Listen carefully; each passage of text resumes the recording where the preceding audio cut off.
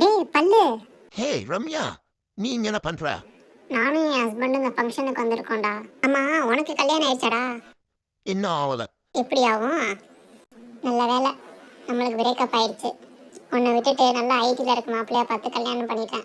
Weekend ஆனால் party, மாதத்துக்கு ஒரு வாட்டி ட்ரிப்பு, காரு, பைக்கு, ஐஃபோனுன்னு என் வாழ்க்கையே செட்டில் ஆயிடுச்சு. நம்ம 2 பேருக்கும் கல்யாணம் ஆயிருந்தா நானும் உன்னை மாதிரி தான் கஷ்டப்பட்டுட்டு இருந்திருப்பேன்.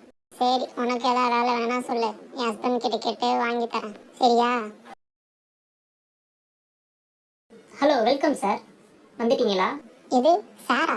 ஆமாம், இவர் தான் எங்கள் கம்பெனியோட சிஇஓ. இவர் கீழே தான் நான் வேலை பார்த்துட்டு இருக்கேன். இந்த கல்யாணத்துக்கு இவர் தான் சீஃப் கெஸ்ட்டாக வந்திருக்காரு. இது சீஃப் கெஸ்டா? ஓ சாரி சார். பரவாயில்ல, இருக்கட்டும். காலம் எவ்வளோ ஸ்பீடா போகுதுன்னு பாத்தீங்களா? குத்தி காட்டுறேன்னு நினைக்க வேணாம். அன்னைக்கு நான் வெறும் தண்டம் இருக்கேன்னு சொல்லிட்டு என்னை ரிஜெக்ட் பண்ணிட்டேன். இப்போ உன் புருஷனை என் கீழே தான் வேலை பார்த்துட்டு இருக்கான். ஸோ தயவு செஞ்சு யாரையும் குறைச்சாட போடாதீங்க. அப்போ ஒரு 1/4 கிலோ எக்ஸ்ட்ரா சேர்த்து ஆடா போடலாமா? டேய் பெரு, நல்லா பண்றா? அதை நான் தான் கேட்கணும். நீ உட்காந்து தனியாக ஆட்ட பேசிட்டு இருக்க. இல்லடா, என் எக்ஸை பார்த்தாதான். கூட அவன் புருஷனை வந்திருந்தானே. அந்த நாயை பத்தி நான் கேட்டனா? மாப்பிள்ள ஒரு சின்ன ட்ரீம் உங்க போயிட்டா.